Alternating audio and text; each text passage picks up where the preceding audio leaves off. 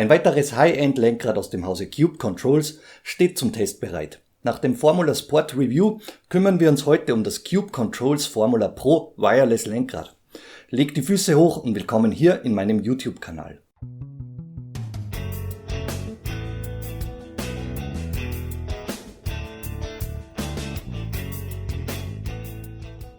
Zu Beginn wie gewohnt der Disclaimer. Cube Controls hat dieses Lenkrad als Leihgabe zur Verfügung gestellt, die ich nach meinem Test wieder zurücksenden werde. Es gibt keine Auflagen oder Vorgaben hinsichtlich dieses Reviews und ich erhalte dafür kein Geld, doch nun kann's losgehen. Kapitel Nummer 1, Preis und Bezug. Das Cube Controls Formula Pro Wireless kostet 899 € inklusive Steuer innerhalb der EU. Alternativ gibt es dieses Lenkrad auch in der kabelgebundenen Variante, die mit 949 € inklusive Steuer als USB-Version zu Buche schlägt. Ich teste für euch die Wireless und somit kabellose Variante. Kapitel Nummer 2, der Lieferumfang. Im Lieferumfang erhaltet ihr das Cube Controls Formula Pro Wireless Lenkrad und ein USB-Kabel zum Laden. Dazu gibt's dann Montagematerial, Werkzeug und ein umfangreiches Stickerset im Lieferumfang mit bei. Die Ware kommt sehr gut verpackt und ordentlich gepolstert in einer sehr sauberen Retail-Verpackung samt Überkarton zu euch.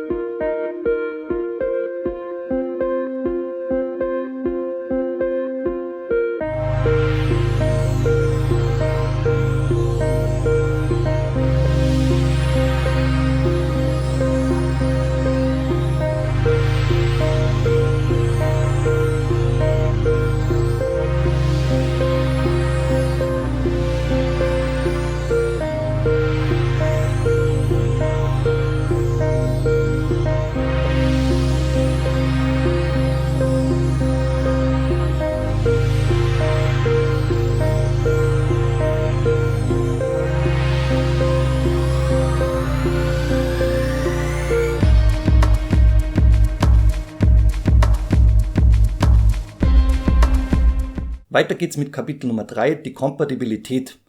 Das Lenkrad wird über den 50,8 mm bzw. 70 mm Lochkreis mit der Wheelbase verbunden und wird mit einer SimiaCube Wheelbase, die eine Wireless-Schnittstelle besitzt, verbunden.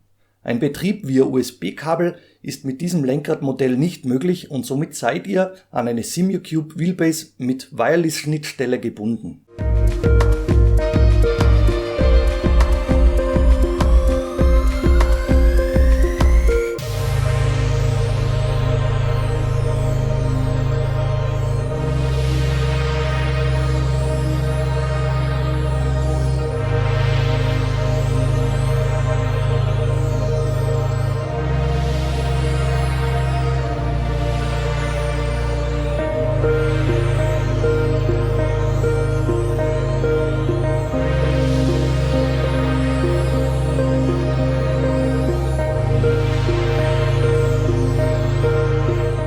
Das Pairing, das Verbinden mit der SimiaCube Wheelbase, das geht binnen Sekunden und das Lenkrad wird zuverlässig und immer wieder aufs Neue erkannt. Kommen wir zu Kapitel Nummer 4, die technischen Details. Beachtet bitte, dass viele technische Details dem vor paar Wochen von mir reviewten Formula Sport Wheel entsprechen. Der Außendurchmesser beträgt 285 mm und somit positioniert sich das ca. 1 Kilogramm leichte Cube Controls Formula Pro Wheel zwischen dem kompakten 26-27 cm Wheel und eben dieser 30 cm GT Wheel Klasse. Mit dem SimiaCube Quick Release bringt es ca. 1330 Gramm auf die Waage. Die Schaltwippen haben knapp 30 bis ca. 50 mm Abstand zum Rim und können über die Aufnahme stufenlos an eure Bedürfnisse angepasst werden.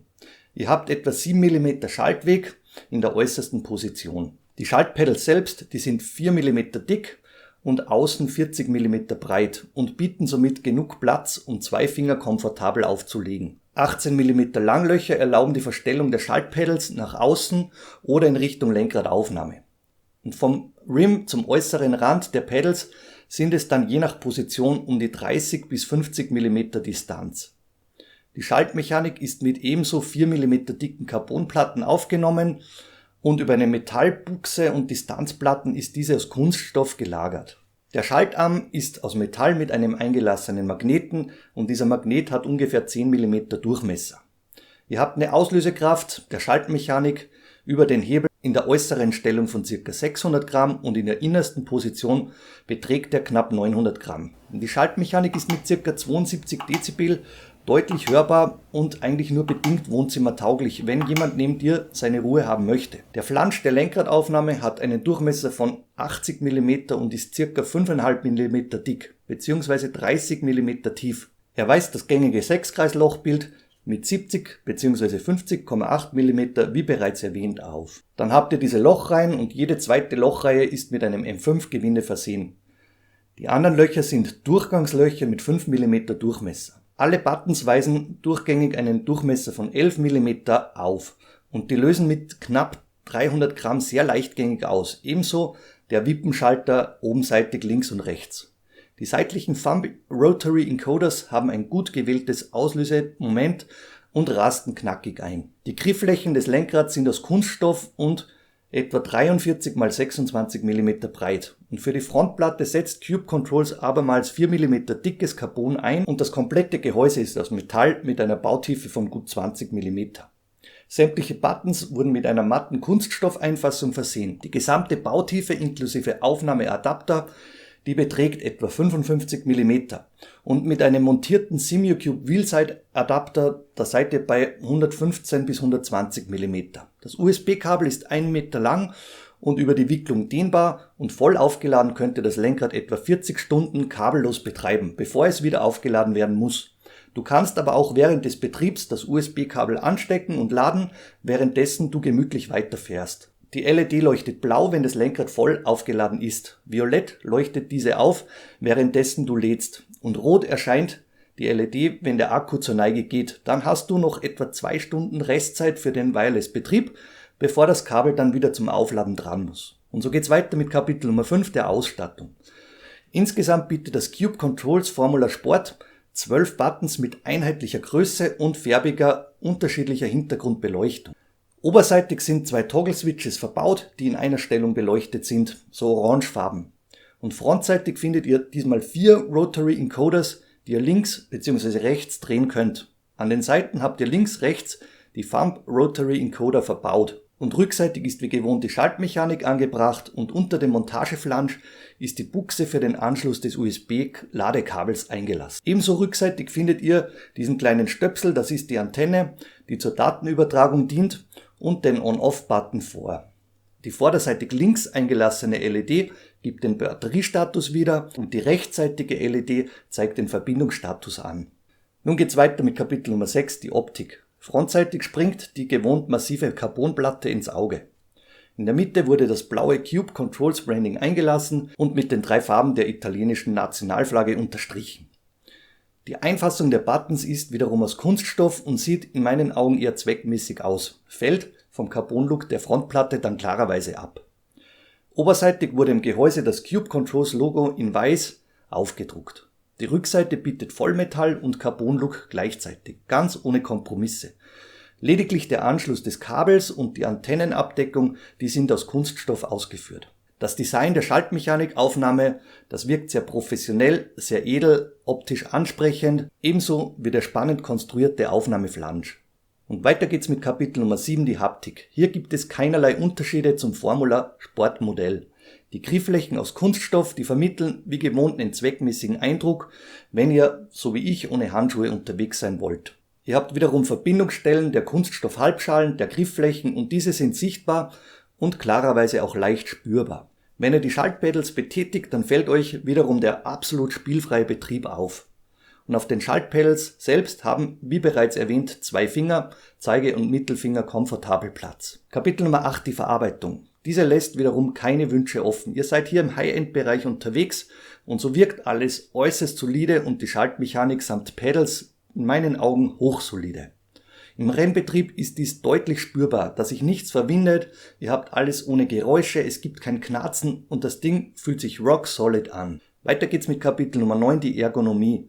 Die oberseitigen Buttons sowie Toggle-Switches, die sind sehr gut erreichbar. Für die Bedienung der unteren Knöpfe und der 4 mittigen Encoder, da müsst ihr das RIM klarerweise loslassen. Die Schaltpedals wiederum sind mit mittellangen Fingern sehr gut erreichbar und mit euren Daumen sind die Thumb Encoder ebenso sehr gut ergonomisch erreichbar. Das RIM, das liegt angenehm, geformt und ergonomisch in eurer Hand. Und der Platz für die Finger unterhalb der Speiche, der ist großzügig dimensioniert. Und so kommen wir zu Kapitel Nummer 10, das Fazit meiner Rennstreckentests. Das Cube Controls Formula Pro, das liegt sehr komfortabel in meiner Hand und ich fühle mich damit sowohl in Formula, GT-Klassen und anderen Klassen gut aufgehoben. Der Durchmesser von knapp 285 mm ist in meinen Augen sehr gut gewählt. Das Gripgefühl der Griffflächen, das ist gut, in meinen Augen haptisch gesehen zweckmäßig. Das habe ich bereits in dem Formula Sport Review erwähnt, hier würde ich mir alternative Materialien für den Lenkradüberzug wünschen. Wenn ich mich auf die Schaltmechanik konzentriere, dann fühlt sich diese sehr ultra knackig, sehr steril, sehr direkt an. Hier kannst du kein Spiel ausmachen und die Schaltvorgänge, die gehen über die schwächer dimensionierten Magneten äußerst blitzschnell und sehr direkt. Was deutlich in den Vordergrund tritt, wenn du auf der Rennstrecke unterwegs bist, ist der sehr stabile Aufbau des Gehäuses. Und in Verbindung mit dem spielfreien SimioCube Quick Release ist eben dieses Cube Controls Formula Pro stabil wie ein Brett. Und ich bin in diesem Punkt auch nach vielen Testrunden mit dem Formula Sport und jetzt eben mit dem Formula Pro nach wie vor begeistert. Ihr habt ein super Force-Feedback, das sich bis zu einem hohen Peak, ich bin oft mit 14 bis 15 Newtonmeter damit unterwegs, wunderbar aufbaut. Ihr habt hier keinen Flex, der irgendwelche Effekte schlucken würde und davon kannst du als Enthusiast, als Simracing-Fanboy nur begeistert sein, wenn eben dein Rig ebenso stabil gebaut ist, dieses Ding zu handeln. Und so kommen wir auf die Zielgerade, die negativen, die neutralen, die positiven Aspekte, sowie mein Fazit und eine Kaufempfehlung. Kapitel Nummer 11, die negativen Aspekte. Das ist jetzt nicht weiter spannend, wenn du das Formula Sport Review bereits gesehen hast. Für mich ein negativer Aspekt sind eben die fehlenden Materialauswahlen der Griffflächen. Die Nahtstellen des Kunststoffes, die sind jetzt nicht störend, aber spürbar, wenn du eben ohne Handschuhe so wie ich unterwegs sein willst. Ein weiterer Punkt ist, dass der 7-Wege Joystick des Formula Sport Wheels anstelle einer zweiten LED ersetzt wurde. Hier wäre mir es lieber gewesen, zum Beispiel den Joystick anstelle eines der 4 Rotary Encoders zu ersetzen, um mich komfortabel durch die Menüs bewegen zu können. 4 frontseitige Rotary Encoder, die sind sehr üppig dimensioniert und da hätte man in meinen Augen einen davon zugunsten eines 7-Wege Joysticks opfern können.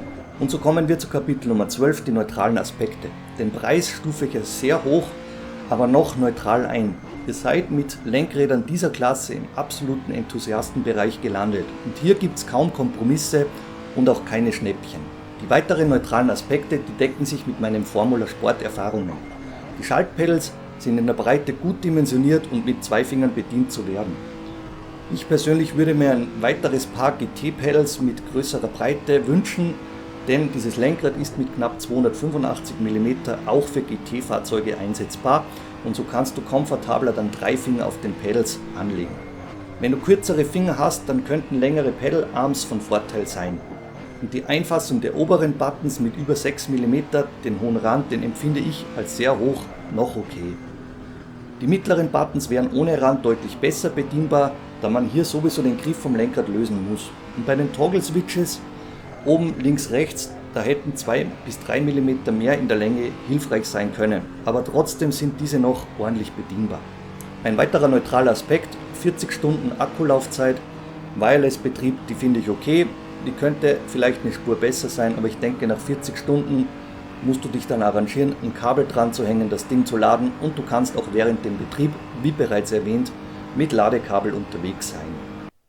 Und kommen wir zu Kapitel Nummer 13, die positiven Aspekte. Ihr habt, wie bereits erwähnt, einen sehr hochwertigen Einsatz von Carbon und Metall.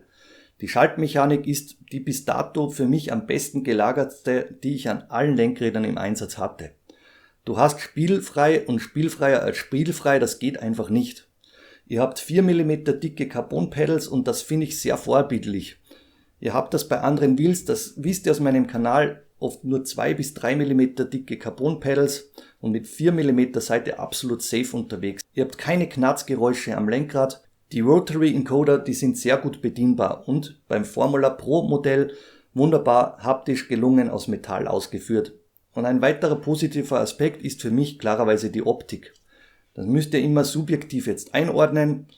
aber ich finde eben dieses Cube Controls Formula Pro Lenkrad auch mit dieser Hintergrundbeleuchtung wunderbar schön, zeitlos und gleichzeitig Understatement Look. Ebenso sehr positiv ist die Wireless-Übertragung. Ihr habt absolut lagfreie Übertragung, die gleich wie im Kabelbetrieb der USB-Version funktioniert. Hier war nach vielen Testrunden für mich kein Unterschied zur kabelgebundenen Formula Sport Variante vernehmbar.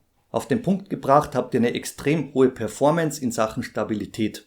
Und wenn du ein Lenkrad ohne jeglichen Flex, ohne Kompromiss suchst, dann wirst du bei diesem Modell nichts zu kritisieren haben. Hier zahlt sich eben der sehr hochmassive Materialeinsatz von 4 mm dicker Carbonplatte in der Front, dem stabilen Metallgehäuse, einem massiven Metallflansch aus. Und dieses Gefühl, das hast du nach vielen Runden mit dem Formula Sport und eben jetzt auch mit dem Formula Pro Lenkrad in dieser Klasse.